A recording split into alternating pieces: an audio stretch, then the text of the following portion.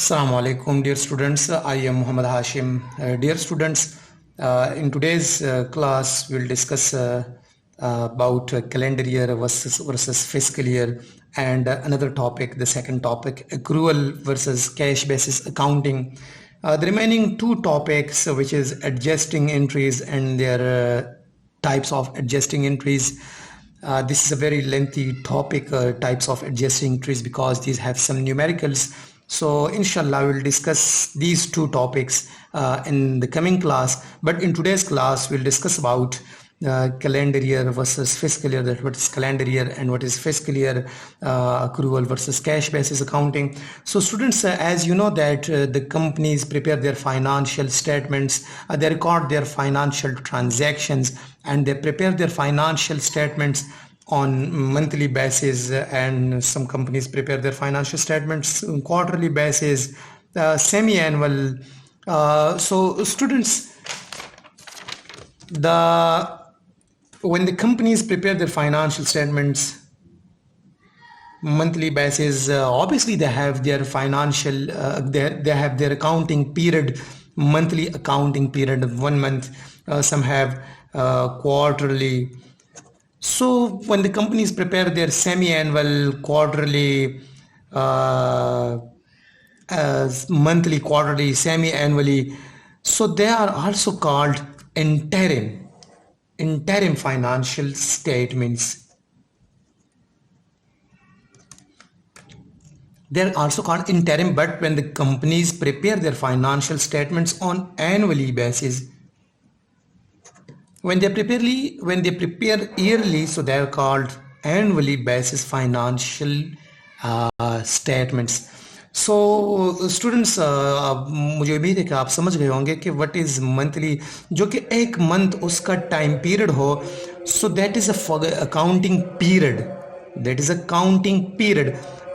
Some companies prepare their financial statements quarterly basis, some annually basis. So this is a counting period. So financial statements जब quarterly base पे बनाते हैं या semi annual base पे बनाते हैं, so they are called interim financial statements, क्योंकि वो complete नहीं होते. जब yearly basis पे बनाते हैं, so they are called annually financial statements. They are completed. Students चलते हैं fiscal year, that what is fiscal year. अगर फिस्कल ईयर के बारे में हम देखें, so as you know that, जैसा कि मैंने लिखा है कि an accounting period that is 1 year in length, जिसका लेंथ 1 ईयर हो. फॉर एग्जांपल इट स्टार्ट्स, जैसा कि पाकिस्तान में फिस्कल ईयर स्टार्ट होता है, for example first it's July से, 1 जुलाई से up to 30th June of the next year, 30 June of the next year. For example, it's 1st July of 2023, so the 30th June of 2024, this will be called the fiscal year. ये fiscal, ये हर मुल्क का change होता रहता है. For example किसी company का fiscal year होगा, this is the taxation, the tax year in fiscal year. Pakistan का जो फिस्कल ईयर है, fiscal year not tax year, sorry, it's fiscal year, ये है. कोई कंपनी अपना फाइनेंशियल स्टेटमेंट्स बनाएगा, उसका फिस्कल ईयर होगा. फॉर एग्जांपल सितंबर से, from the 1st September to the last day of August, from the first day of January to the last day of December. So fiscal year ये लाजमी नहीं कि ये मतलब 1 जनवरी से दिसंबर के लास्ट डे तक हो. वो जब एक मंथ के फर्स्ट डे से स्टार्ट करते हैं, तो उससे लास्ट मंथ जो है ना, ईयर का लास्ट मंथ, उसके आखिरी दिन तक जो फाइनेंशियल स्टेटमेंट्स बनता है, so that is fiscal year. And if you talk about the calendar year, that what is calendar year.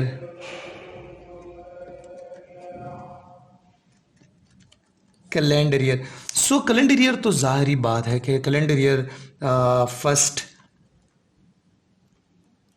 जनवरी से स्टार्ट होता है, और the last day of December, it is 31st December, this पे and होता है. यहाँ से स्टार्ट होता है, यहाँ पे एंड होता है. तो दिस इज़ कैलेंडर ईयर। सो मुझे उम्मीद है कि आप लोगों को समझ आ गया होगा कि what is calendar year and what is fiscal year. ये थोड़ा डिफरेंस था कैलेंडर और फिस्कल ईयर के दरमियान। स्टूडेंट्स अभी एक सेकंड टॉपिक स्टार्ट करते हैं, accrual versus cash basis accounting. So dear students, कुछ कंपनीज होती है वो कैश बेसिस अकाउंटिंग मेंटेन करती है, कुछ accrual basis, but most of the companies maintain their accounts on accrual basis because जब कंपनीज लाजमी नहीं है कि हर कंपनी कैश बेसिस पे बिजनेस करे। कुछ वो कैश बेसिस पे बिजनेस करते हैं, कुछ वो अक्रूवल बेसिस पे करते हैं। मतलब उनकी अभी सैलरी मंथ पूरी हुई हो और उन्होंने सैलरी नहीं दी हो, इस तरह यूटिलिटी बिल्स मंथ पूरी हुई हो और उन्होंने यूटिलिटी बिल्स पे नहीं की हो, या फॉर एग्जांपल उन्होंने कुछ रिसीव किया हो अभी तक सर्विस प्रोवाइड नहीं की, तो अक्सर कंपनीज अक्रूवल बेसिस पे जो है ना वो अपना बिजनेस चलाती है। तो students, what is accrual basis accounting? Accrual basis accounting is actually when the company record transaction. इस बात को गौर से सुनिए students, record transaction in the period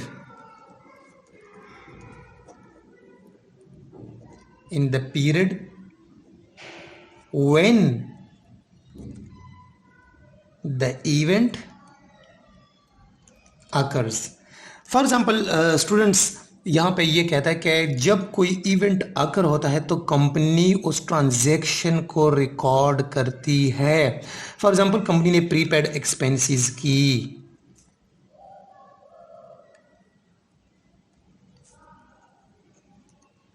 for example company ने एक्सपेंसेस की है अभी, मतलब उन्होंने कस्टमर को अभी लेबर्स को सैलरी नहीं दी, लेकिन लेबर्स ने तो काम किया है, तो लेबर्स को तो दिस एक्रूअल एक्सपेंस,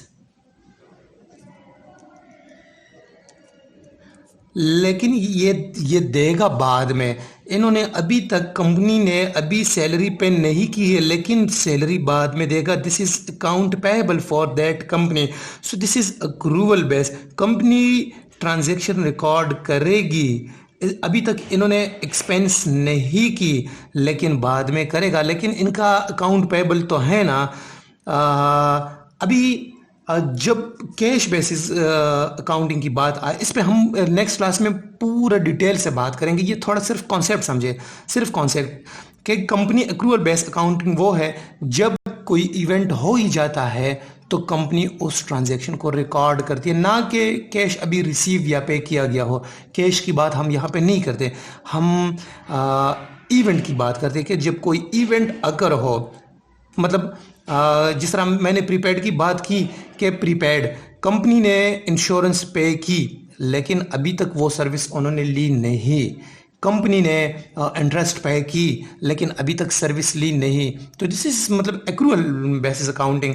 और cash basis accounting is that when the company receive cash और कंपनी पे कैश।